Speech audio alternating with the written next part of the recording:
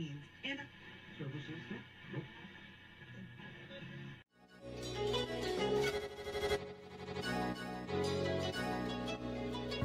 let's go. He wants to jump 1,000 cars. Sir, you have 1,000 cars. I don't think I'd attempt to try this stunt. Or we owe this horsepower to Uncle Sam. Too many cars. car. Roses would be... Like I put my beer belly on it. You can't immediately tell somebody how many cars you have. You'll really give those uppity yuppies something to think about. Stay on the bar. Don't go off the bar with your Bronco. 1980 Volvo horns. What's right? I want a man's coolant. And he's like, oh, I thought it'd be small. It's for a small car. And I'm like, yeah, but it's still an automatic transmission. They're never going to be light. It's definitely going to have to crash. Starting off with Brad buying another car. That's the West. Internet. You know, is this a Nigerian oil print? I also wish you drove a Tan Camry. Anyways, Anyway, that's a horrible, very horrible podcast content. very Talking about a picture. inside joke. They'd love to be driven hard.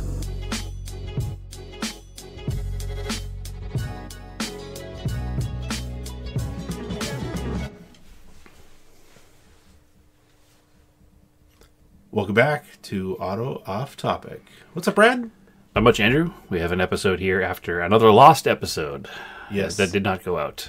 We apologize. We did. But we're here in person now, so there's no losing this one, I hope. Yeah, you say that now, knock wood.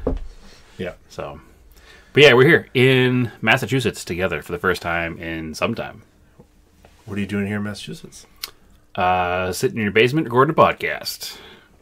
All right, Captain Obvious.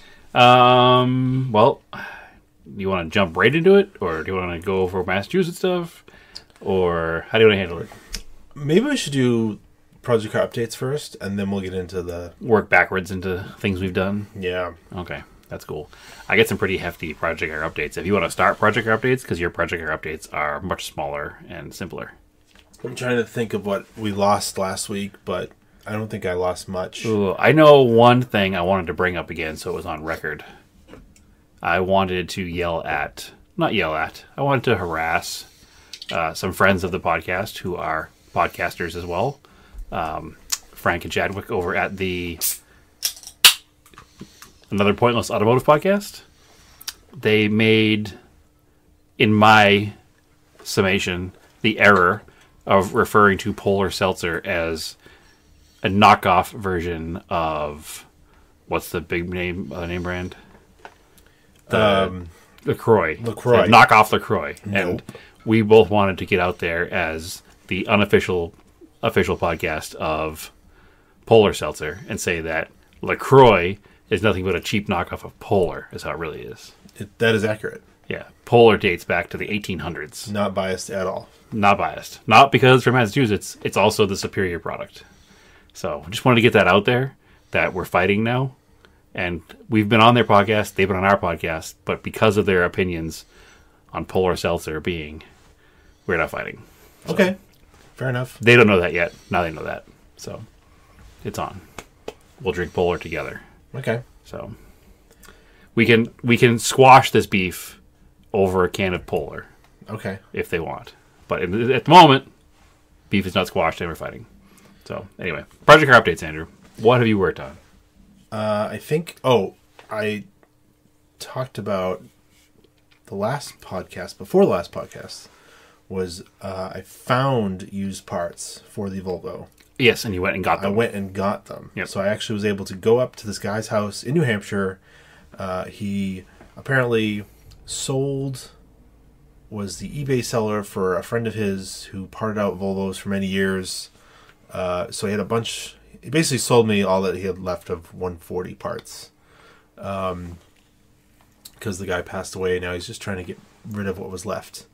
But this stuff was hard to ship. So I ended up picking up a dashboard that wasn't cracked or anything. It's got some minor surface rust on it that can be cleaned up, but like no holes. Yep. Doesn't have the car currently has sheet metal screws holding a tack into it.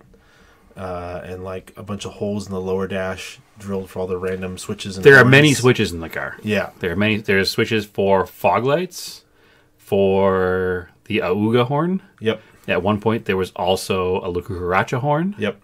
There's some sort of auxiliary defogger in the back window. Yeah. and maybe some other stuff. Probably some of it's stereo related. There's a lot of switches in the car that need to go in the trash. So I got an upper and lower dash. Okay. For like $25. That's wild.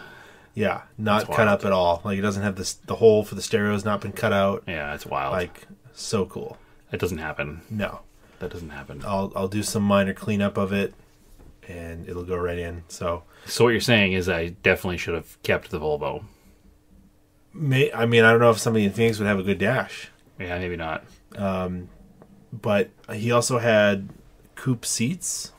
They're missing the very, very bottom base. I'll have to figure that out.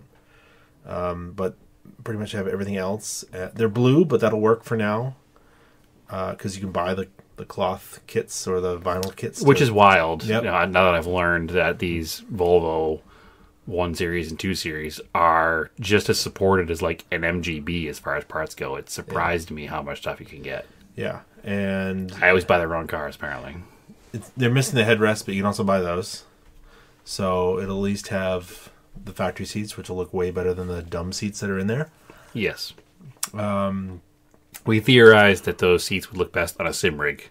Yeah. Just about as good as they are. Just sitting in them, just in the driveway, they're so hard. And like they're fake leather, and they're just also like feel like they're made out of like cardboard. Yeah, they're pretty terrible. So trash level seats.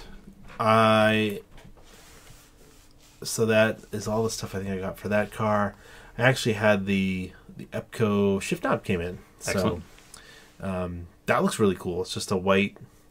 It's just a muscle car knob in the right thread pitch for the shift lever with the right shift pattern embossed in the top. I didn't even have to adjust it. That is just a muscle car shift pattern. Yeah, it is the same as my Camaro. It's probably the same shift knob in the Camaro, honestly. So yeah, that's cool. It's a little piece of Massachusetts in there. Yeah, those are made here. They make all of the things that have the finish of a shift knob. So shift knobs, pool balls, and billiard balls. Billiard balls and bowling balls. And they make shift knobs out of billiard balls. Like not just 8 balls. Like you can get just like any number. Oh yeah, any number you want, any color, any number. Yeah. So I have one of their shift knobs in my Starion. It's the 8-ball shift knob. So. According to this little flyer that came with it, America's leading shift knob manufacturer. Hey, listen, somebody's got to be, right? Shifting gears since 1952. That's a long time. So I think that the 8-ball shift knob in the Starion is probably from sometime in the 70s because I know it came from a stash of stuff at my parents' house. So yeah, these are made in the USA. Made not only in the USA, but right here in good old Massachusetts. Yes, that's pretty cool. That's pretty much all I did to that car. You put the shift knob on. Yeah. So you did that. Didn't make it start. No, I was going to say, well, you got new interior parts and a new shift knob. Does the car run yet? No. Good. Success. Put a coat of wax on it. Cleaned it. Perfect. Well, it sits outside. Looks good while broken. Yeah. I will say that when I came out here, I checked a suitcase. I don't normally check a bag, but I checked a bag only because I was bringing tools that your father had loaned me for Mustang projects that you needed back for the Volvo project that, like a dummy, I didn't put in the trunk of the Volvo when we shipped it. So I had to put them in my checked luggage because you can't bring sharp objects on an airplane. Thanks, jerks. So I had to check a bag. So the parts are here for your piston ring tool and they're both different piston ring tools. One's for trimming the rings and one is for compressing the rings on the piston as you insert it. So you have those here now so you can commence to building your engine. So hopefully they'll work out. Cool. Yeah. What else? Oh, I put the plates on it with some rib nuts. My favorite thing too. Mm-hmm. I think you talked about that 2 weeks ago. Did I? I think so. All right. What else did I do? Oh, I actually, since we've delayed here, missed a podcast. I was able to last night. Oh, excuse me. I put the bracket in that I had for the Gallant to hold the fuel pressure regulator. So I started that project. It's half installed. I got just basically mounted the fuel pressure regulator. It didn't, for whatever reason, the kit, even though it was a complete kit from STM, it came with a right angle fitting for the feed into the regulator that would put the hose pointed right at the intake manifold for some reason. So I don't know where they thought you were going to mount the fuel pressure regulator, but I looked at the way we had the one in the Talon mounted, and it's just straight in on the side. Do like a right angle off of the fuel rail, loop around the intake manifold on the firewall and into it. Okay.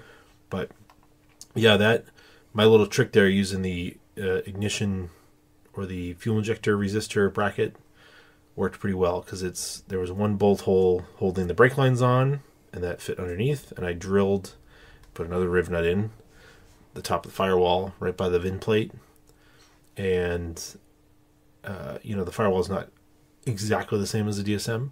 Close. It's very close. Yeah. So I put my favorite thing is Bolt Depot to get metric bolts, and they have spacers, so I just used a little 5mm spacer to help straighten it out. And when you look at it, it looks like factory, which is cool to me. I don't know if we have Bolt Depot in Phoenix, but I know the Ace Hardware near my house has a big selection of metric hardware. So, well, Bolt Depot is boltdepot.com. Okay, so you order online. Yeah. Okay. I never, when I'm doing a project like that, I usually want to like run out and get the stuff. So I know that, I'm sure Ace Hardware here is the same, but Ace Hardware has the best, easy to selection of hardware, and they have all the metric sizes too. My malfunction is I will pre-order bolts before I start a project. I don't think it's a malfunction. I think my malfunction is not having the parts and starting the project. If we got to be honest about it, that's the malfunction. Yours is function, not malfunction. Yeah, I'm like, all right, I gotta pre-order all this stuff before I can start.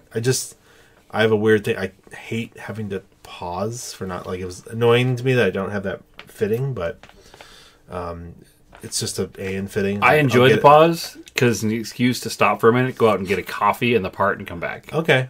Yeah, it's like my version of an 80s or 90s work cigarette break that everybody took. Like, I need that 15-20 minutes, go out, grab a cup of coffee, grab a tool, grab a part, whatever I need, and come home. It's also convenient because I live in Phoenix, which Phoenix is, to its own detriment, a very easy place to run out and get things because the stores just repeat every 6 blocks. So within 6 blocks from my house, I have both an Ace Hardware with all of the hardware stuff, and I have a Harbor Freight. So if I need a stupid little tool, everything is a 10-minute round trip. So that's a little different here. Nothing is a 10-minute round trip here because of the way the roads are and the traffic is, and just... It's probably why I get everything ahead of time. It could be. It's really easy for me to get it in mid-project, though, so I don't mind as much. So... Yeah, I'm doing this in stages. This will bite me later on in my project car updates, as you'll hear. I get the regulator mounted. When I get the fitting, then I'll take the rail off. Because right now, technically, the car is still drivable. Sure. The regulator's just hanging on the You just firewall. have a glamour mod fuel pressure gauge. It's just to look the part. Yep. So... You can hook a hose up to something else and have it run vacuum or something. Nobody will know. Yeah. So I'll finish that. I think I'm going to finish that, change the injectors out, make sure it runs all right. Then I'll, what did I want to do after that? I will rewire the fuel pump, make sure it runs all right. And then eventually I will swap the fuel pump for the better one. I'm trying to do it one at a time in case something goes funky. And then I change one thing, and you don't have to backtrack through 3 things to find out. Yeah, but like, okay, what changed here that is suddenly making it not run right? Yeah, too many changes at once is never good. Yeah, I learned my lesson there. So, because I also wanted the bracket, I set up additional riv nuts in it for the map sensor, so I can switch the car speed density. So, okay, I will be doing that shortly as well. Excellent. That's a good little. Like, those are good little nighttime tinker projects. None of those are huge take the car apart projects. No. Because you can access the fuel pump in that car pretty easily through the trunk, correct? Yep. Yeah. That's a huge bonus on those cars. That big access panel is great. So, awesome. Well, I look forward to the continued upgrades of the Colt. Yeah, I need to have it aligned, too. I never aligned it after I did the suspension. Sure. So, getting it over to its fast track. Well, I mean, you eyeballed it. It's aligned enough. It goes straight. Yeah, I want to have it lined up, and then The tires are on there for 2014, so it's due for new tires as well. Yeah, it's 10 years this year. That's wild. Because it doesn't feel like it was 10 years ago you put those tires on there. Didn't you put them on right before we took the car to Atlanta? Nope. August 2014, I got them. I thought those wheels didn't come until later on. Now that I'm thinking of it, I bought them for myself as a 30th birthday present. Yeah, that checks out because this year you are 10 years more than that. Yeah. Yeah. Okay. Yeah. Not yet, but in August you guys can give him a hard time because he's over the hill gang. So, yeah. I mean, at that rate... I'm at the crest of the hill. At that rate, you only have to buy, like, I don't know, 5 or 6 more sets of tires for it ever. So, Yeah. you'll be good. Yeah. Morbid, but I got my midlife true. crisis red sports car. Your Volvo, yes. Yeah, you failed that. You failed that test miserably. What the audience doesn't know is there's a certain Miata that's a red sports car that is, while technically not yours, I guess, yours enough that you can use it. So it also exists. But yeah, you're catching up there in numbers, Andrew. So unfortunately, I just had a birthday, and much like every year, I went up another year. So you're never going to actually catch me, but you're getting there. So anyway, that's cool. Any other project car stuff? No, it pretty much covers what I got going on. Okay. Well, I'm here in Massachusetts. So, therefore, I haven't done any project car stuff in Phoenix. But because I'm an absolute moron, I've lived here now since July of 19, so I'm going on 5 years. Or June of 19, excuse me. In Phoenix? Yes, I'm not here. I've lived where I'm not right now. I lived in Phoenix since June of 19. And because I'm a big car dummy, which anybody listening to this is probably also a big car dummy, and it's why you listen to this, I still have cars here, which is also not a secret to anybody who's ever heard an episode of this show. I have the yellow 1974 Dodge Colt sedan, the 10,000-mile car that was junkyard bound that I rescued. It's still here in Massachusetts. So part of our reason for coming here was because I was here actually last May. Haven't been here since, which is weird.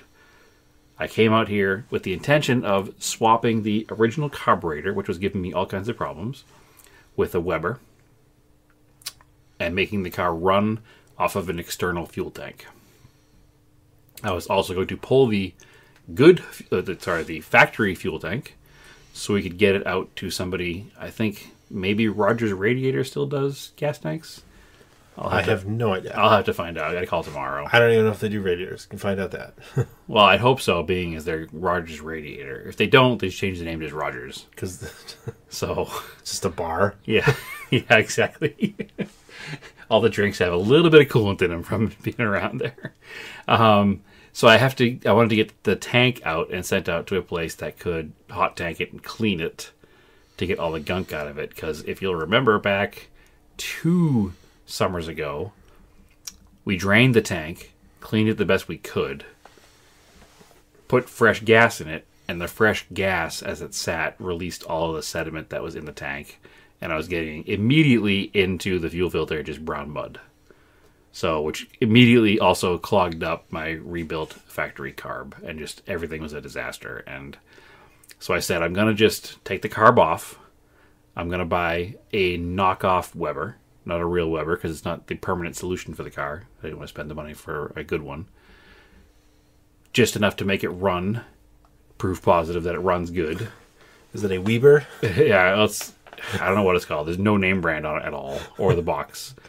It has all the same lines and parts as a Weber. It uses Weber jets. It's got Weber guts. Yeah, exactly. Everything on sale.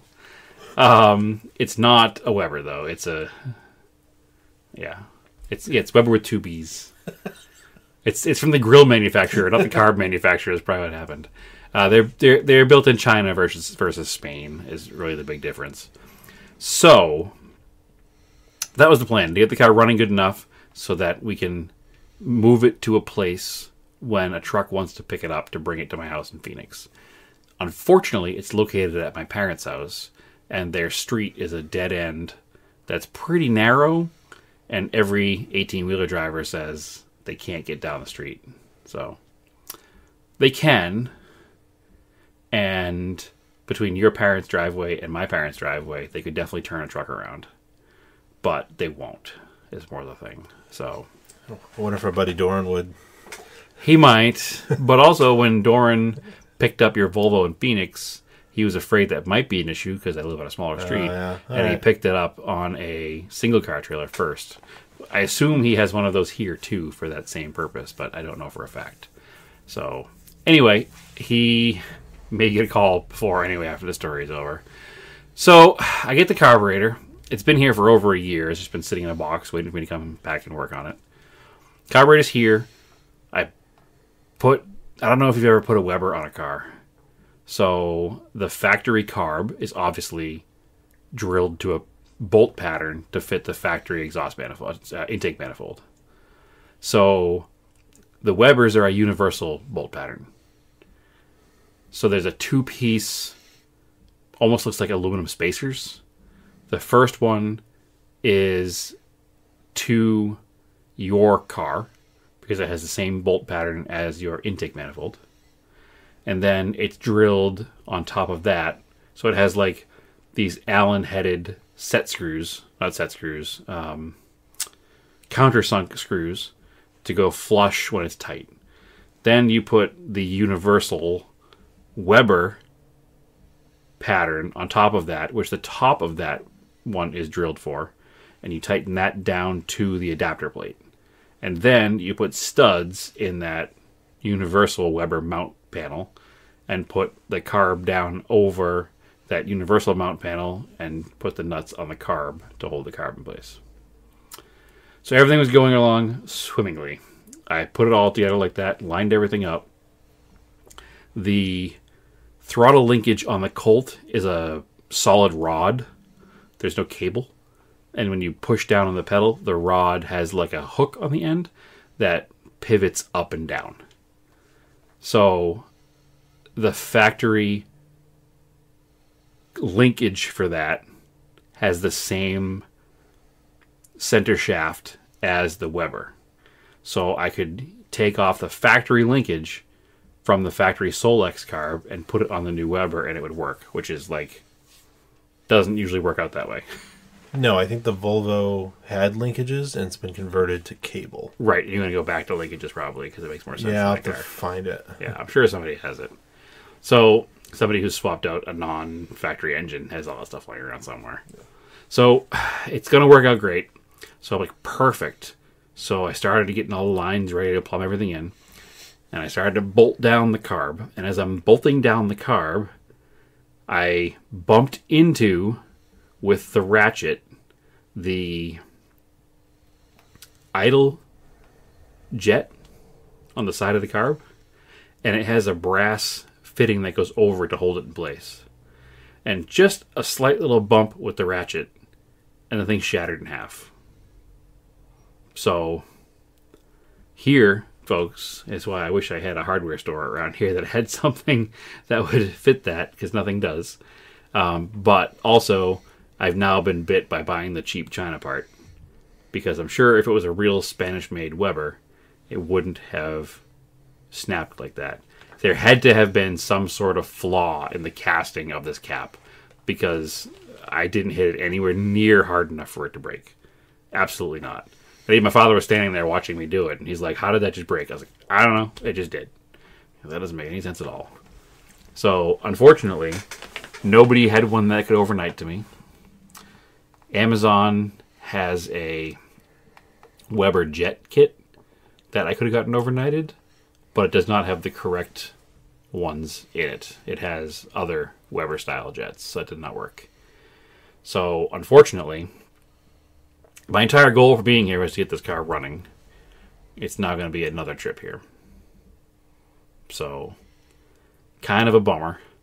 I took it all back apart again so that I could figure out how to get the broken part out of the carburetor. And I pulled it off. I spent all morning today out going to anything here that even resembles a speed shop, trying to find a part. Unfortunately, nobody had anything for me. So I'm going to have to give up, unfortunately. I'm going to put the carb back on the car because I can install that after the fact. So I'll put the carb on the car before I leave. I'll have the linkage all hooked up. I'll have all the lines hooked up.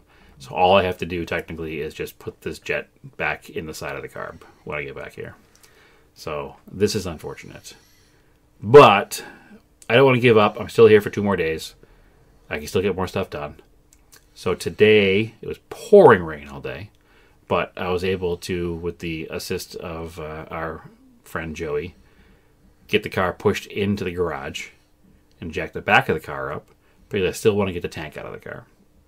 So get the car up in the air. Put PD Blast on all of the hardware holding the tank in place. And then I was trying to remember if we ever had the tank out of the car. And we did not. And I can tell you how I found that out later, because I definitely did not. But I put PB Blast in all the bolts. Yep. And was ready to fight them. And got into the car, had my hammer ready to go to tap them to, break the rust crystals up. Had everything ready to get work on it. Put the wrench on it, and it just broke free. Every bolt. Like it was put on yesterday.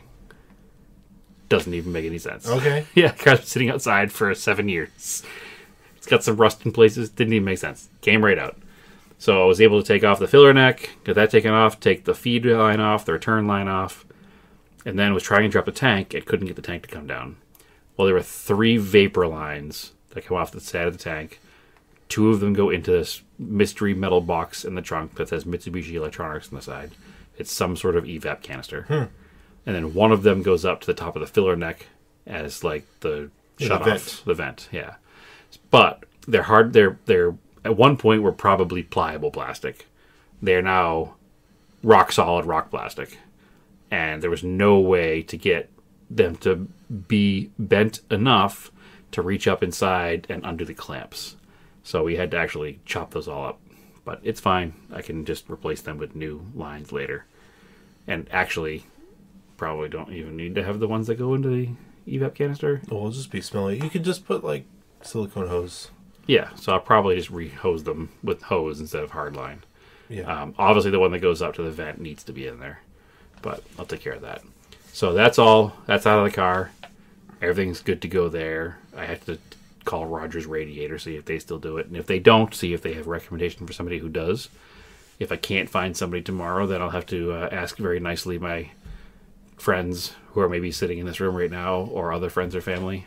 Yeah, Andrew's looking around right now for whoever's going to help me out. Yeah. Is there a mouse in my pocket? Or if they can bring this fuel tank to someplace for me if I can't find a place tomorrow.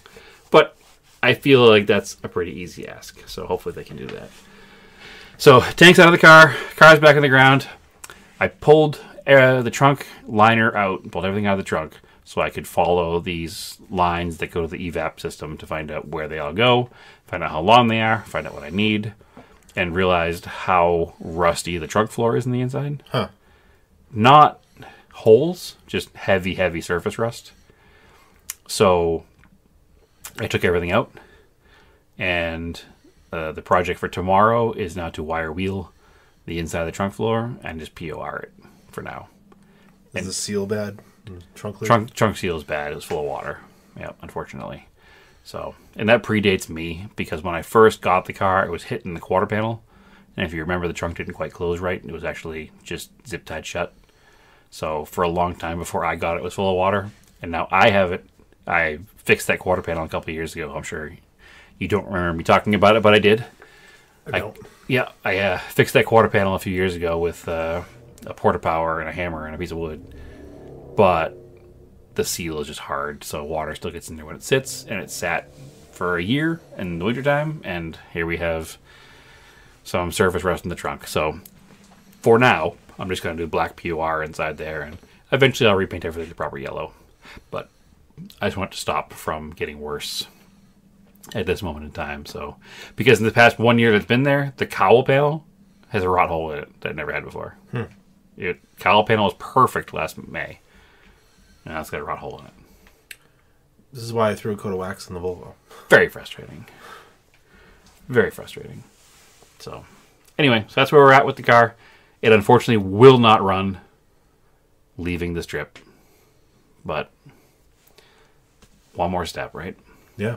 So I'll have that part ordered. I'll have it sent to my parents' house here. And I'll be back here in August for your aforementioned birthday, and maybe I'll try to get it put together then. So we shall see. Sorry, Andrew, can't celebrate your birthday. I have to work on my car. So All right, fine. It's fine. Sorry, Andrew, you can't celebrate your birthday. You have to help me work on my car. So here we go. But yeah, so that's my project car update. I had considered, because I'm here and also the Camaro was still here, driving the Camaro while I was here. And I was going to buy a set of tires for it. And that was going to be huge news because I never have, and everybody gives me a hard time. But then I realized that I did not drive it last time I was here. Yeah. Which means it hasn't been driven for 2 years. Yeah. It's indoor storage, so it's not a problem being outside. But also, I didn't want to take any time away from the Colt project just to make the Camaro run.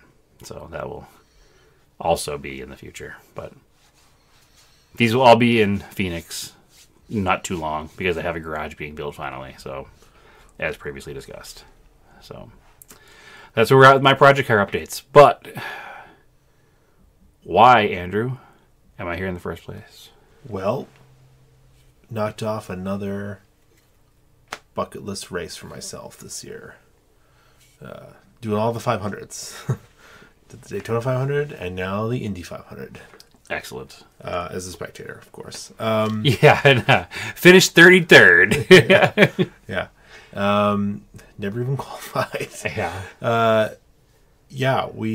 So, Indianapolis is not that far from New England. It's like, I mean, it's halfway. It's 12 or 14 hours. Yeah, it takes like 36 to drive to Phoenix. It takes 14 to drive to there, so... No, it's 10. I would say it's 10, right? No, it took us 14 to drive home from Ohio, which is partway back. Or, sorry, it took us 10 to drive home from Ohio, right. And 4 to drive from from Indiana to Ohio. So, all right. The drive we did by ourselves was 10 hours, yes, but there was 4 hours where we were in another person's vehicle. I was picturing 6, but that was by the time we were at Buffalo. Sure. I drove out from here to Cleveland to meet our friend and former guest, Bradley Brownell. He lives in Cleveland with his wife. I met Bradley Friday morning.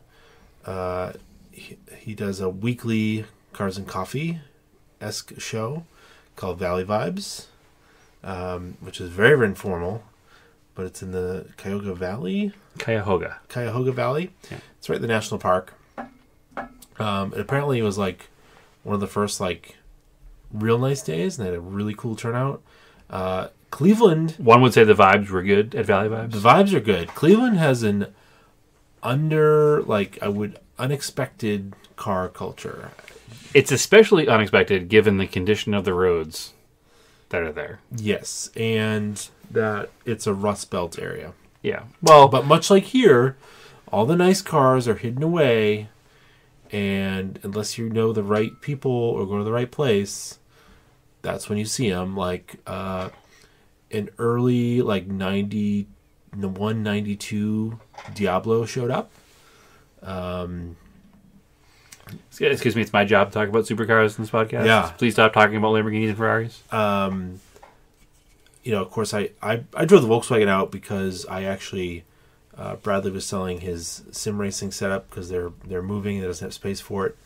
So I wanted to bring the wagon. Maybe I would have driven something else, like maybe the G20 if it was just, I don't know. Probably it's still a wagon because we had to spend 10 hours in it getting home. And actually I'm glad we did because when the downpours we hit on the way home. Man, that was some rain.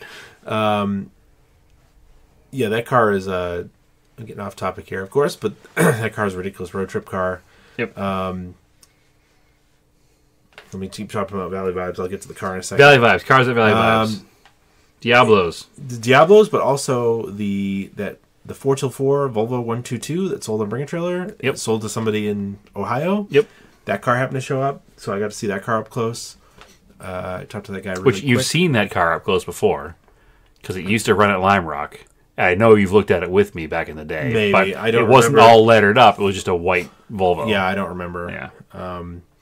So it's pretty cool. That car's got like a V20 swap. It's kind of weird. Like the shifter is up towards the dash like mine is on the early cars, but they added like a pivot point towards the middle of the car. So the shifter is straight up and down off the center console. Yeah, on like a Heim joint. Yeah, but runs a lever to the front. I can't imagine it works well. The car is not that nicely put together. It's neat. And even the owner was like, "Oh, they kind of messed it up here." It's been owned by a few people over the past few years. It was a former historic race car, which usually when you have a historic race car or a race car, things get kind of cobbled together sometimes to make them work. Yeah. So it was a former historic race car that was then converted for street use. So I think that there was some weird stuff that had been done to make it a race car that was undone in an interesting manner to make it a street car again. So. Yeah. So anyway, then there's a super cool like wide body 510 that was there. I forget what engine was in that, but I mean the car of the show for anybody who was a auto off topic Mitsubishi aficionado was probably Myron's car, right? Yeah, the Flying Pug. Yeah. Yeah, that was a neat car. I didn't realize that the front. I mean, it makes sense. I think the fenders are fiberglass. You can see how wavy they are in person. Yeah, I'm sure they are. But yeah, there was a bunch of cool stuff there. It's definitely worth, if you're in the area, checking it out. It's every Friday, right? Every Friday. Yeah. And it's early, like 7 to like 9. It's kind of before like the park gets busy, despite what the park ranger was saying to us. Sure. But whatever. We were being nice, and he was just being weird. Yeah. We'll leave that one with that. So yeah, that was super cool. We met up with another mutual friend, Rick, from the Clutch Kick podcast back in the day. Yeah, that's a callback, because that podcast has not existed for at least 4 years. He was like, "Oh, I'm getting married on Friday. Do you want to come to my wedding?" I was like, "Okay." Yeah. So it was like, and Bradley officiated, and I was like the third guest. It was actually a very small. I mean, it was their unofficial official wedding. Apparently, they're planning something to go overseas. Wait, were you not supposed to tell anybody this live? No, they needed. They needed this. They needed it so they could go overseas. Okay. So they didn't want to spend a bunch of money on this wedding because they're doing a big wedding. They're doing a big wedding overseas. So, hey, still cool you were there for that. Yeah. Ate at a Michael Simon owned restaurant in Cleveland. He's a big Cleveland chef, Iron Chef. My biggest memory of Iron Chef is back when it first came out, and them having to kill the sturgeon before they could cook it. You had to kill a sturgeon in front of you. We used to watch the Japanese version when it first came out. Yeah. That was really crazy. And then there was an American version they came out with. I remember it was like Most Extreme Elimination Challenge meets Hell's Kitchen.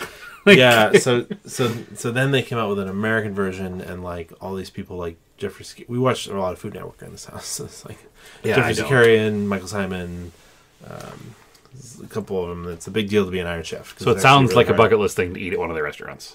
Yeah, it's pretty cool. Yeah, it's like a real like. I don't know. I don't think you've watched The Bear yet. I have not. Hulu, no. But yeah, it's like a fancy restaurant. Okay. Like. But anyway, that was cool. So then I left my Volkswagen at Bradley's house, and then we carpooled out in his Cayenne, which is a super cool truck, like a 2013 Cayenne. Yeah, it's a diesel Cayenne with a set of braids on it. Yeah. It looks really good. So I want a diesel Cayenne now, by the way. Yeah. Because it's a nice car. I'd also consider a diesel Touareg, because it's the same car, but less money. But super nice ride. I drove it a little bit on the way out. I mean, and we were 4 up on the way back between Bradley and his wife Amanda and the 2 of us, and I mean, even the back seat, with all our luggage, and even the back seat was totally comfortable. Yeah, good road trip car. So weird, another Volkswagen Audi Group product. That's a great road trip car. It just seems to be a thing. They are made to crush Autobahn. We headed out to Indianapolis. We met you and Naomi, who flew into St. Louis. We flew into St. Louis, as an aside here, because tickets to Indianapolis were $700 each. On Indy weekend. The other markup was Indiana Pacers versus Celtics. It was that too, yes. So there was a ton of markup. Rental cars were not cheap. Flights were $700 each, one way per ticket. So it would be $1,400 just to get there. To Indianapolis. To Indianapolis of all places. Not counting the race ticket, not counting the hotels, not counting the rental car. So I shouldn't say we, I should say Naomi, because she's the brains behind this operation, started looking at other airports that were within what we call a reasonable driving distance. So St. Louis won because each individual one-way ticket was $100. So now we've spent $200 versus $1,400. We rented a car for an additional $230. So now we're into it for $430 instead of $1,400 just to get there. And we made a little mini vacation out of it ourselves, which I can touch on in a minute. But yeah, we flew to St. Louis. St. Louis, for those of you who are not geography-centric like myself, the middle of the country is all one big mystery to most of us. There's Boston, and there's Phoenix, and maybe we'll recognize LA, and everything else is just kind of the country. So, sorry for all of you other people out there. I teed you up there, so I was going to meet you in Indianapolis. How did you guys get to Indianapolis? What'd you do first? Oh, we rented a car. Yep. So we made a mini vacation out of this whole deal. And so a Rogue? Not a Rogue. Rogue adjacent. So once the decision was made to fly to St. Louis, we're like, what do you do in St. Louis? I was like, I don't know. You go look at a big metal arch. Eat barbecue. And you eat barbecue, I guess. I didn't know that was a thing. I was like, maybe we take in a Cubs game. Not a Cubs game. They were playing the Cubs. Maybe we take in a Cardinals game. That would be cool. Maybe we drive to Chicago, because Chicago's not that far away either. We could do some things. Or maybe we just drive straight to Indianapolis and we do stuff like go to the Indy Museum. Which is closed. Which was closed. For renovations. Yep. And go to the Auburn Cord Duesenberg Museum was a thought. But once we learned that you can go inside the big metal arch, which I did not know. Oh, yeah. I had no idea. I thought it was just a big giant structure. No, it's huge. I knew it was huge. I've driven past it on the interstate, but I've never been up close to it. And I didn't know you could go inside of it. It looks spindly from far away. Like, it doesn't look that big. It looks spindly from inside of it. So let me take a step back to the rental car first. We get to the rental car office. There's nobody in the office. It's just us and like another couple in front of us and like one other guy waiting for a rental car. So we're like, sweet. We Ubered over there. We get our paperwork all taken care of. He goes, all right, go around the corner. Somebody will meet you and walk you out to your car. So we go around the corner of the St. Louis Airport Enterprise office, and there's just this line of 35 people in front of us waiting for cars. Do you always use Enterprise? They were dead silent. No, we usually use Hertz. But Hertz didn't have any cars. That was the problem. We 99.9% of the time use Hertz. We did not use Hertz because they didn't have any cars. So anyway, we finally get this line of like 30 people. It took forever. And we get outside. The guy goes, all right, you guys have mid-sized SUV. I have some options for you. What car do you want from these choices? And our choices were Jeep Cherokee. Nope. Absolutely not. Nissan Rogue. Maybe. Okay. We do go with the Rogue around here. Or Hyundai Tucson. A Rogue choice. A Rogue choice. So it was a two-factor decision in taking the Hyundai Tucson. One, I'm not renting a Jeep Cherokee. Nope. They are terrible. Two, I've already had a Rogue. You've already had a Rogue. Three, this is kind of sometimes a rental car review podcast. Yep. And I hadn't had a Tucson. But also, a friend of mine just 2 days before I took this trip was like, hey, what do you think about a Kia, whatever the Kia version of the Tucson. Santa Fe? Maybe. Sorrento's the sedan. Nope. Sorrento's a sedan. Yeah, I think Sonata. It's a Hyundai. God, I don't even know. Anyway, whatever the Kia equivalent of the Hyundai Tucson was. And I was like, so I took a picture of it and I was like, hey, this is the same thing but a Hyundai. I'll drive it and see if you should buy one. So we had a Hyundai Tucson. My rental car review of the Hyundai Tucson is if you heard my rental car review of the Nissan Rogue, yeah, it applies to the Hyundai Tucson. Okay. There's nothing different about the car. All right. Nothing different. The only thing different is Hyundai has some sort of version of a I don't want to say self-driving, but it does like the advanced cruise control. I think Nissan does too. Our Nissan didn't do it. Maybe it's a package didn't have. It's a higher level, but you'll get a better warranty out of a Kia. 10-year, 100,000 miles. Or a Hyundai, You whatever it is. can't. You're buying a brand new car. Can't go wrong with a Hyundai Kia. But yeah, it's a Nissan Rogue with a Hyundai badge in the back. I will say the biggest thing for me that irritated me about the car is something that's not even a factor to anybody who's not an idiot like myself.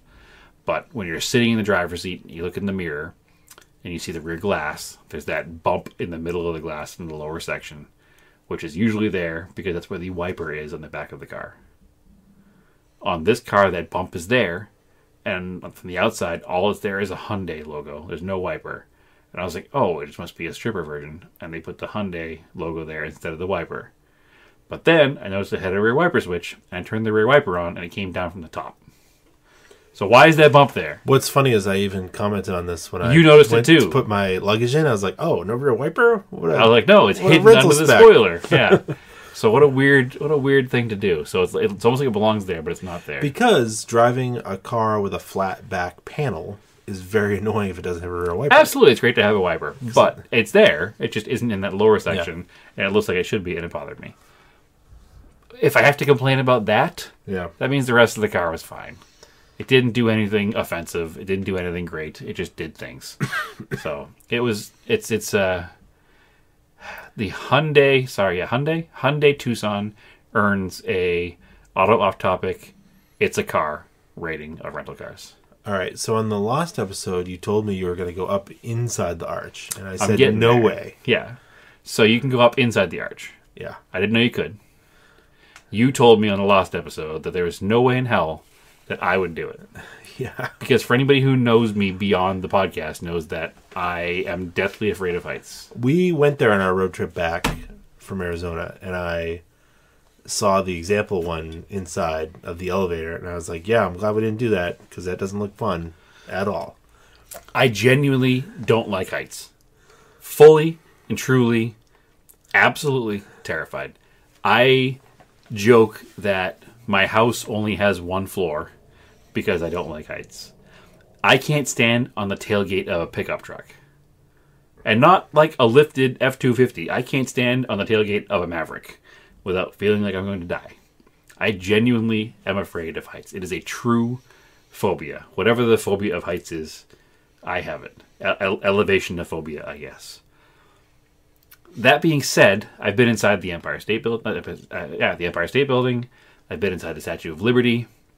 I've been inside the big guy there in Seattle, Space Needle. I've been inside the Space Needle, and I've been okay in all of these situations because I'm inside of a building.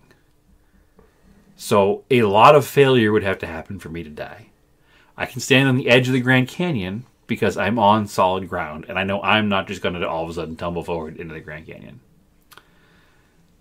We got into the not Space Needle, I'm confusing myself again, the St. Louis Arch, and I saw that example one that you're talking about that they have out there. And I could only describe it as if you took a normal elevator, it divided it by 5. It had 5 individual elevators, size-wise. It's round. It has a round ceiling, and it has 5 seats inside. If it were square and not round, the interior would probably be 4 foot by 4 foot square with a 4 foot ceiling height. It's very small.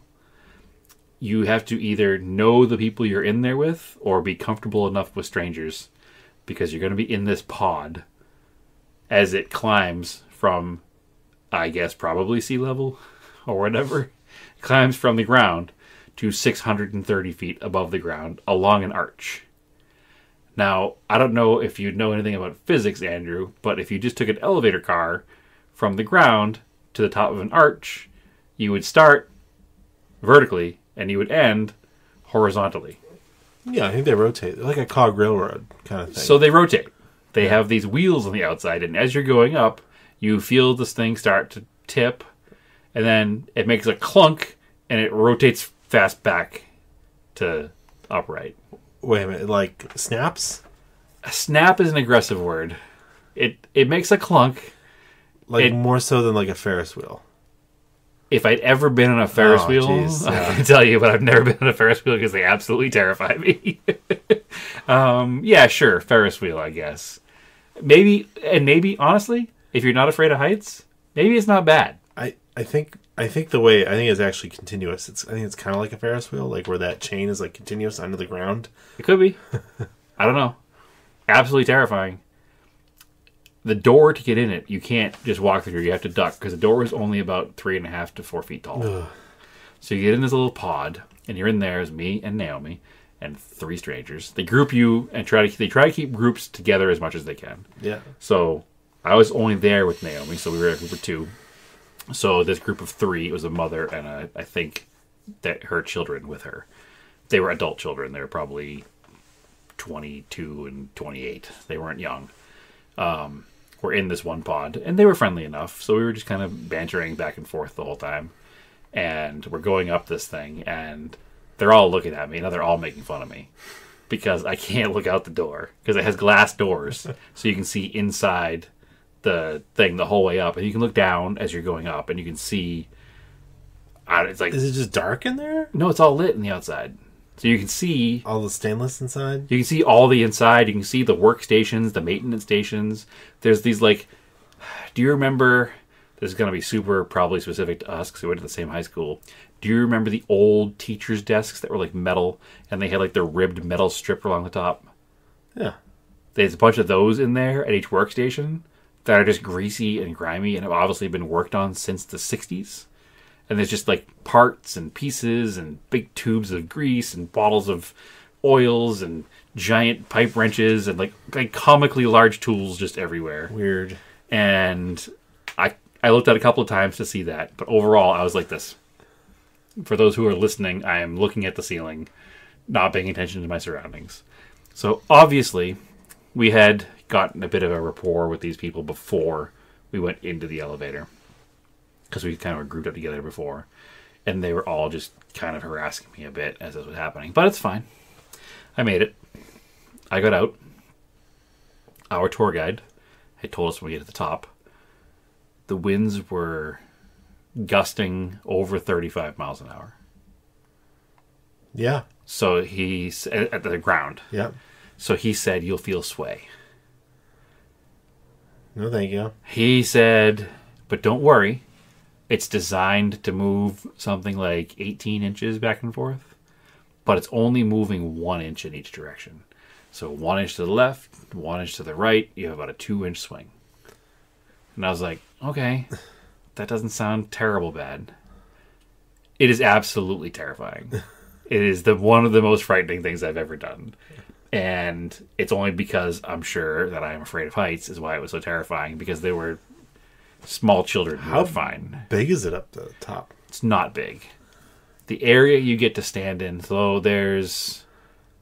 were there 8 elevator cars with 5 people in each? So that's what, 40 people? Yeah. That were able to go up in this thing. And it was probably, you're almost at the peak. If you look at a picture of it, you can see the windows. And basically, the windows are they're like gun ports. They're like 8 inches tall by 14 inches wide. They're very small. And you can look over one side and see the Mississippi River, and look over the other side and see downtown St. Louis. It actually looks over the stadium where the Cardinals play. Yep. So I'd say you have maybe 20 feet of run back and forth, because it's stopped in the middle. It's elevators on both sides that go up. Yep. And you have half the people on one side, half the people on the other side. So let me rephrase that. You have your whole group of 8 on one side, and another whole group of 8 on the other side. And they allow you up there. You're up there for like 10 minutes. And you just look around. 10 minutes is 8 minutes too long, because the thing was moving the entire time. I just couldn't wait to get out of there. Yeah. There were a few people who wouldn't even step out of the elevator shaft area, because it moved less because it was lower. You felt a little less down there as you felt it standing at the peak. But I was there. I had to go out and take pictures. So I did. I have some pictures to post. But yeah, it was It was an experience. And then going back down, the ride up is almost 5 minutes. The ride down is like 3 because gravity. So, yeah, I mean, if you're afraid of heights, it's doable, as evidenced by myself. Because you're inside something, I'm usually okay. Feeling it sway wasn't good. If you're claustrophobic, 100% don't do it. Yeah, that's what I don't. That's why because I don't that wanna do little elevator is tight. Yeah, It's tight. So either have a very trusted person with you who can like hold on to you and rub your back and tell you everything's going to be okay, or don't do it at all. So it was. Listen, I mean, we're trying to go to as many national parks as we can, and this, believe it or not, is an unconventional national park. Oh, I didn't realize that we both went to national parks this weekend. Is the place in Ohio a national park? It is. I thought it was an Ohio State Park. Nope, that is Okay. a national park. Excellent. Car show at a national park. That's cool. Yeah. I'll Well, have to no, pull it's not a up. car show. It's an informal gathering. Informal gathering. A car event at a national park is a cool combo of Because things. we're told we needed permits. We're like, nope, it's just individuals that just showed up at the same place. Yeah, absolutely. We're just valley vibing. Excellent. So yeah, that's St. Louis. I don't know much else to do in St. Louis. We went to a barbecue joint that is supposedly one of like the top 5 in the country. Was the one by the stadium? It was sort of. That was the by one we the went to. stadium. Do you remember the name of it? I don't know. Salt and Smoke, Nope. Pig something. I don't Pig know. something. Barbecue. Barbecue. Amazing. Dead roasted pigs. And it was called Pappy's Smokehouse. I don't know. We went to the one that was literally by the stadium. No, it was not right next to the stadium. It's fairly close. That There- was also everybody in really there. good. So then we went there. Place was delicious. They have all the big smokers out front on the main drag. And then it could have been the same place. Who knows? You walk in, you order at the front, then you sit down, they bring it to you. It's the whole thing. We walked over there from the arch. I don't know if we could have or not, but we didn't. We might have. I don't remember now because we didn't go straight there, I don't think. But anyway, we're actually considering going to a Cardinals-Cubs game because Cardinals and Cubs are the big rivalry there. Yeah. Because they're so close. And it should have been an amazing game. And I looked up tickets, and they were $5 for, like, bleacher seats. I was like, it's only $5. We should go to a Cardinals-Cubs game. But the weather was ominous, and the game wound up getting rained out. So we didn't go to the game anyway. But, yeah, we did that, and then took off for Indy after that. So, car podcast, car stuff. Where'd we go after that? Met you guys? Indianapolis. So then we met up, whatever, had dinner, hung out at a bar for the Celtics-Pacer game. Yes, I was the lone wolf in there who was a Celtics fan wearing his Celtics hat in enemy territory. That was pretty cool. I never done that. I never been in an away game at a bar. Yep. Honestly, we left Cool. in the third quarter. Didn't look great. Yeah. Kind of wish we had stayed for the last quarter. Yeah, because we went back and watched the rest of the game in the hotel, and it was a hell of a barn burner at the end of that game. That would have been game 3? Yep. Game 3. That was Saturday night. Yeah. So anyway, next day we get up. We decided to take an Uber over to the Speedway. Don't do that. Yeah, I wasn't my first choice, but I was going with the crowd. So Bradley and I went last year. Yeah. This is your first time going. Yep. It was... We parked closer last year. Yep. You know what? Finish the story, and when we get to the part at the end, I'll update my part of the We story. would... If I were to go there again, yeah, I'd just drive up and just throw somebody cash and park in their front yard. Because apparently the track is just in a neighborhood. It's just in the Speedway. It's literally a neighborhood. Yeah. Like, it's not even like, oh, you drive through the neighborhood. Like, it's like house, racetrack, house. We joked that Daytona's in a downtown of a city. Sure. With like a highway and like infrastructure on it. No, this is like if you plopped a racetrack in the middle of a suburban neighborhood. Literally a suburban neighborhood. Yep. Not even like, it's like just like a 1960s style neighborhood. Yeah. Maybe earlier. Probably a little earlier. Just but... like brick homes on little anyway, quarter-acre lots. We use the racetrack. It's very, very cool. I'm really annoyed that we didn't listen to that woman to go to the entrance with the less lines, because I didn't realize that was the entrance with the big arch that said "Welcome to Indianapolis Speedway." It was not. That was even further. That was even further away. We were pretty far from there. No, that's the one that's in the middle. We passed it. It's like the middle entrance, because I really wanted a picture in front of that and didn't get it. So yeah, I had that same conversation the day before, because when I went there for the first time last year, we drove past the front of the Speedway the day before the race.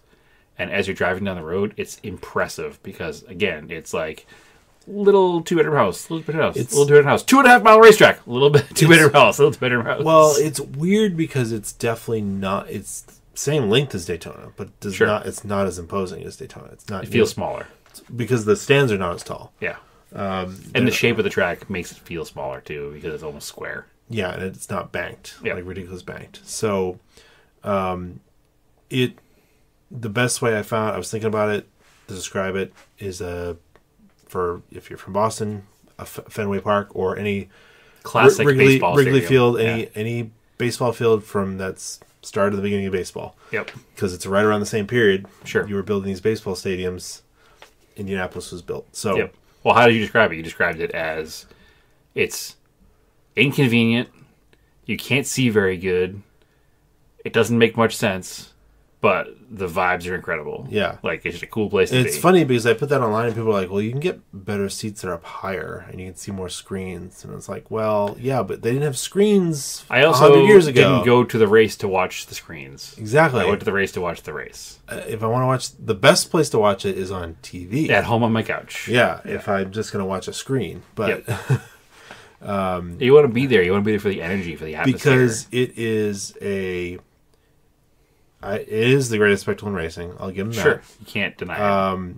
It is a cultural event in Indianapolis. It's not just a racing event. It's not just for race fans. It's for people in Indianapolis just go to go. Yeah, turns out shouldn't wear a Celtics hat there either when they're playing the Pacers.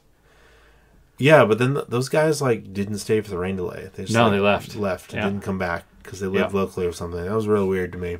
Yeah. But anyway, we had some pretty cool seats. They're right in the front stretch. I don't know. What were we, like 100 yards, 200 yards from the flag stand? Yeah, maybe 100 yards. We were at the end of pit lane. We were the last two pit stalls. Yeah, there were probably 3 pits to our left. Yeah. The rest of the pits we were looking at Connor Daly, who qualified last, was the last pit. Then it was Catherine Legge, who just qualified. Graham Rahal. And then Graham Rahal. So those were right in front of us. I'm not going to go in next year, but I would definitely go again. It's definitely something everybody should do once. I've been 2 years in a row. I'm not going to go next year. No. I'd like to go with my father. Yep. I know he went many, many years ago, but I'd like to experience with him. It's cool. It's definitely worth going. It was a really good race. It was an amazing race. IndyCar puts on a good race. Yeah. Watching that now, doing my general, I'm thinking about going to races.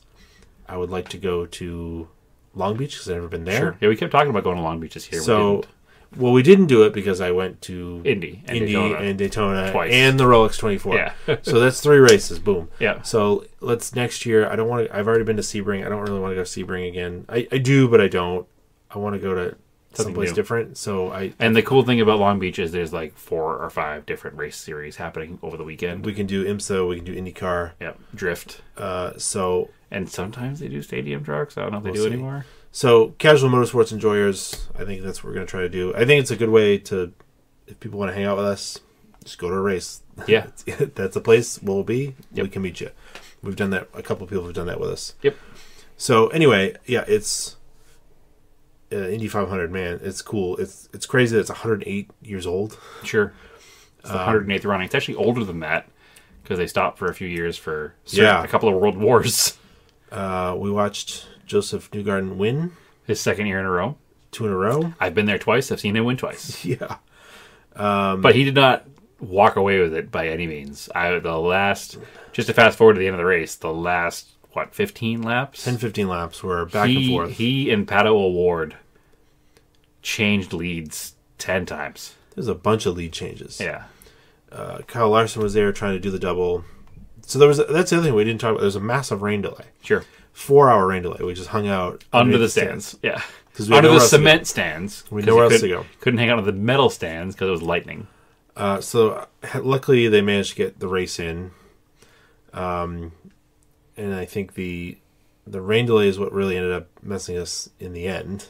It messed us up in the end, which we'll get to in a minute, but it also messed up everybody because you're planning an event. So the town of Speedway, Indiana is a residence of 15,000 people. Yeah. The attendance of the race was 300,000 people. So when you go from 15,000 to 300,000 people, it's tough on your infrastructure. On top of that, they expect people to be there from the beginning of the race to the end of the race. Well, when you have a 4-hour rain delay, you have people there for an additional 4 hours that all want to eat food and drink beer. Oh, right. This is a great story. They ran out of food. Yeah, with like 25 laps to go. No, it was more. It was more. It was probably. It was a solid an hour left. Solid hour of the race left, and they were out of food. So we're like, what is going on? Everybody's getting hungry. Like, we had snacks and stuff, but you wanted something substantial, right? So Naomi got up and disappeared, and all of us were like, where did Naomi go? She's been gone for like 20 minutes. Where's she going? She shows back up like after like 30 minutes with a box, like a case. Like, what is happening right now? Yeah, like a case of something, and we don't know what it is. And she comes up and she has individual plates for all of us of like substantial, like chicken fingers and like ribbon fries and like all kinds of stuff. And we're like, where did this come from? She's like, well, they weren't letting people out and back in. And I said, you're going to let me back in. And the guy said, no, I'm not. And she said, yes, you are. And he goes, why am I going to let you back in? And she goes, because there's no more food here. And people are hungry, and there are food vendors out there that have food. And he's like, well, it's not going to happen. She's like, just, you have a radio, call it and make it happen. So the guy actually called. He was like, hey, did we run out of food? And she hears it come back like, yep. And he goes, oh, okay. So he let her outside the thing. So she went out and bought food. And his problem was they couldn't security wand people coming back in. Yeah. So she went out to get food. And when she came back in through the gates, they actually had somebody. They had opened the gates back up and had put security guards there so they could wand people back in and out because they were now opened up. So people outside could get the food and come back in, which was pretty good. Because it's funny because initially they were letting people out and back in during the rain delay. Once the rain delay was over, they stopped that. So, but anyway, she came back and she had food for all of us as the hero of the day. That would not happen if you were at like the Boston Garden. No. Hey, listen, she's a pretty convincing lady sometimes. Midwest. She's a pretty convincing lady. But also, like, the security was pretty funny because, like, they wanted us all in. They checked our coolers, but they just, like, opened it and looked at it and like, oh, it's got stuff in it. And closed it. And we're like, cool, have a nice day. I just want to make sure there's no glass. They're good with it. They wouldn't have been able to see any glass in the bottom of it anyway. He looked through the bottom, the mine. No. Anyway. It's a cool race. Go see it. Yeah, it's a really good time. And I said it last year. Yeah, I said it last year. I don't get very emotional at a lot of things, but I teared up at the beginning of the race last year. Not as much this year, probably because we waited 4 hours for the start of the race. And I might have lost a little bit of the specialness, but if I were to go again, I would probably spend a little more money. I'd get a pit pass just for the history. Sure. I want to walk on the track. And this year the museum was closed. Yeah. So maybe 2026 we'll go again. We'll see. 25, 26. It's not 25. It's next year. 26. Yeah. It's a good time. They put on a good show. Where we had an issue was trying to get back to the hotel. Yeah, because we booked late, so we're far away. They had all the roads closed still. Had a bunch of roads closed. Midnight. Yeah. So Ubers couldn't get through. Now, again, town of 15,000. There's only so many Uber drivers in the area to begin with. You bring 300,000 people there trying to get an Uber. So we're like, we're going to be smart. We're going to walk somewhere within walking distance and get dinner.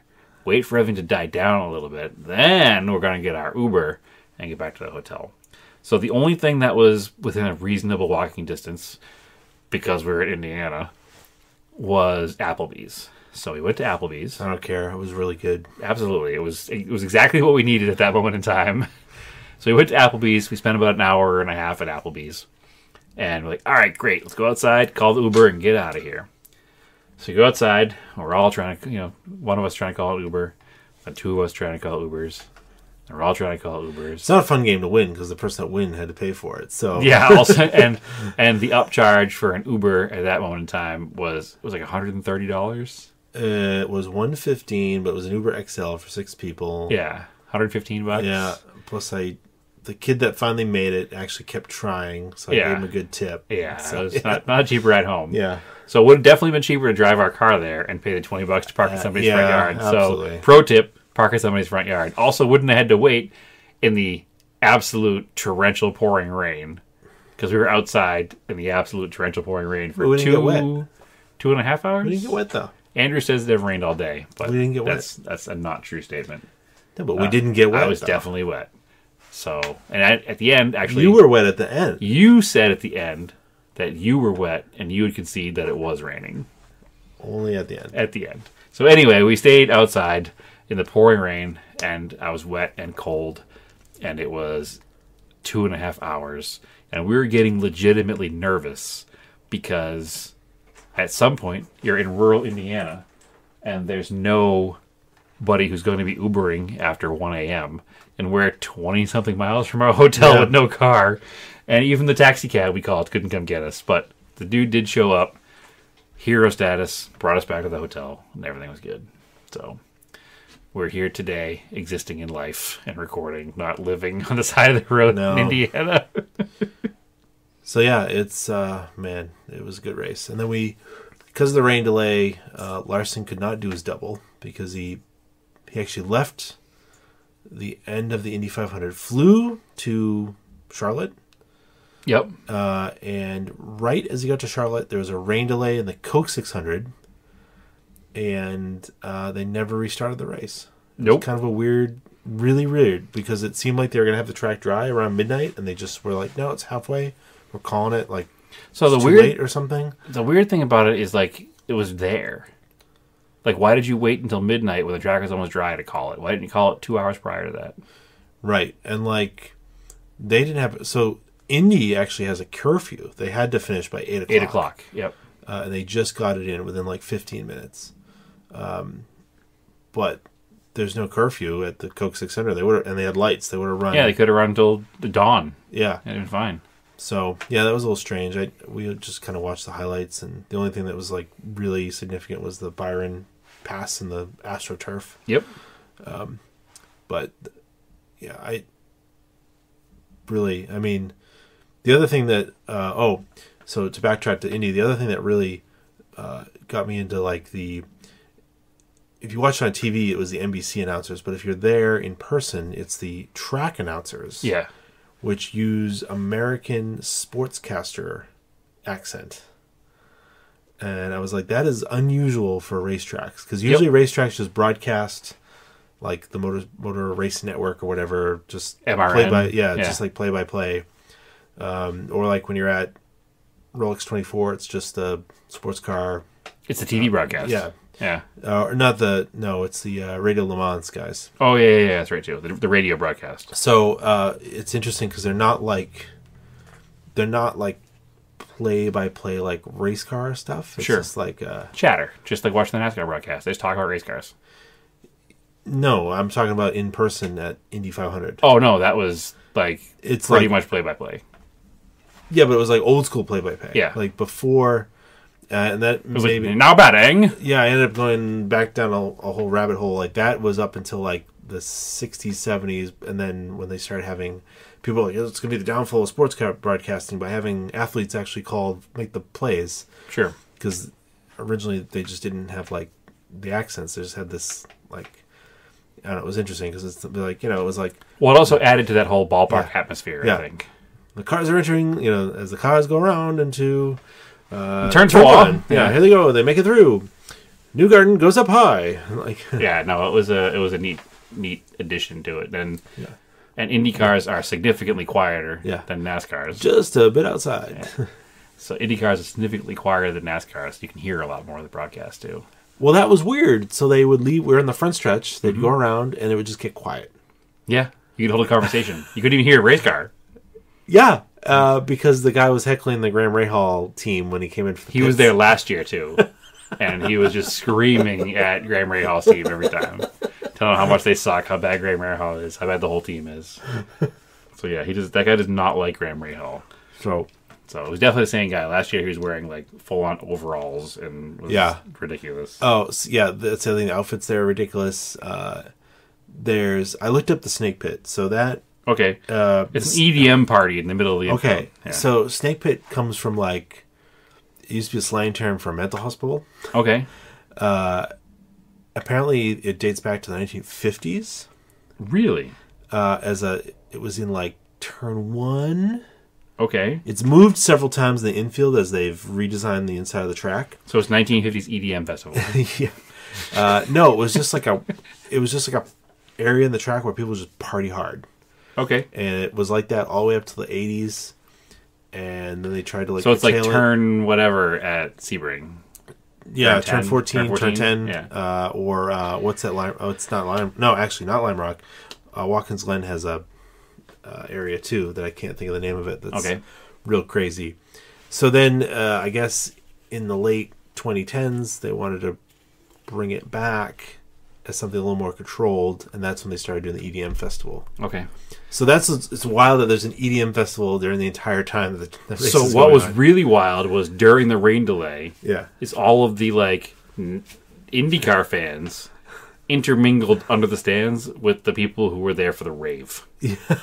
So it's like an old guy in overalls and a cowboy hat standing next to a girl in neon fishnets and a bikini with a boa around her. Yeah. And like, what is happening right now?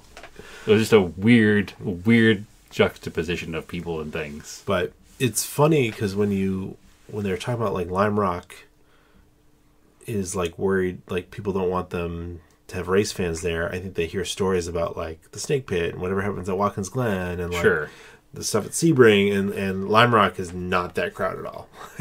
No, I mean there's some partying at Lime Rock. Not like this. Not like that. Even close. Some of the campers get a little wild overnight. Have you camped at Lime Rock? No. You gotta no. It gets a little loud. Maybe we should take you to Sebring. No, listen. I've seen the partying at Daytona. I've seen. I know it's not the same. I'm not saying it's the same, but I'm just saying that there is an element of people at Lime Rock that are there for a good time. It's just a smaller number of people. It's a smaller number of people at Lime Rock. Period. It's probably a similar percentage. You know, there's not 300,000 people at Lime Rock to have a percentage of partying. There's 3,000. So it's a really cool race. I would go again. Yep. Absolutely. After 100%. Hearing about it for many years, growing up, like I mean, it's your duty as an American to go to the race. It's pretty cool. Yeah. And now I want to go to the Cook 600 too. It's 100%. But anyway, I'm saying 100%. I forgot I can't say that anymore. Been yelled at. We use the Volkswagen, and it's funny. I posted about it being a good road trip car on Threads, and talk about how I got like it legit gets like 30 miles per gallon. People are like, how are you doing that? 38 miles per gallon. Yeah, I saw it. It's there. Yeah. I don't know. But we were talking about this on our long drive that I don't think people use cruise control. Yeah, no, because every car around us is always up and down, up and down. If you use cruise control, it is much more fuel efficient. Yep. And you just especially you don't need to keep accelerating to pass somebody that way. You don't need to constantly be on the throttle. You just let it ride. The little thing to hold the throttle steady. Now it's like electronic throttle, but even with cables, it's more precise than your foot doing it. But it's funny because I used to hear rumors when I was younger that using the cruise control uses more fuel. Nope. Because it's always on the gas. Nope. But it's not true. Not true at all. It's definitely more efficient like than cruise. Windows up, AC on, cruise control, 38 miles per gallon. I don't I saw it. Fuel. I saw it. It's there. And the car has minor things. It has an intake and a tune, which might help a little bit. Maybe. But I saw it. It's there. Don't lead foot it, I guess. Yeah. Oh, it's there. I saw the 38 on the road trip, so I can believe it. Yeah. So, good times. So it's, again, I don't know. It's made for, it's an all track, but really it's a good highway car. Yeah. Well, it's German. They're designed to run high speeds on very nice open roads. So. And with the rain we had coming back, I'm glad we had that car actually. Yeah, it was a bit of a nightmare. It was biblical. It was biblical at the track, and then it was biblical on the way home. It might have even been the same storm cell. Maybe. We definitely hit two bands of it coming home. One when you were driving, and one was when I was driving. Yep. So, Made it a little adventurous to get home, but we made it. Yeah. So, But anyway. yeah, good times. Anything else? I think that's it. All right, cool. So, follow us on Off Topic Podcast on Facebook, on Off Topic on Threads. I'm Racing Anger on Threads and Instagram. I didn't really take that many pics. I took some with my phone. I took a lot with film I have developed. I don't know. It wasn't like super, I don't know, photogenic there. It is in the right places. Yeah. But your first year going, you really just wanted to kind of take it in and not be behind the lens. So. And we didn't have pit passes. It's hard to take pictures from the stands because you're behind the fence. People You're all low. around. You're pretty low. You could take pictures of like the crowd and the overall atmosphere, but not like detailed shots of cars where we were anyway.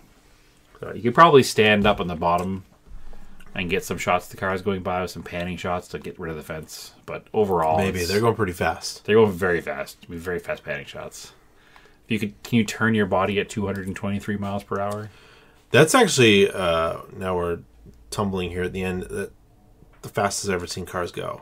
Oh, for sure. Yeah. Yeah, for sure. Short of going to Bonneville. Well, I've been to NHRA drag racing and they go faster there.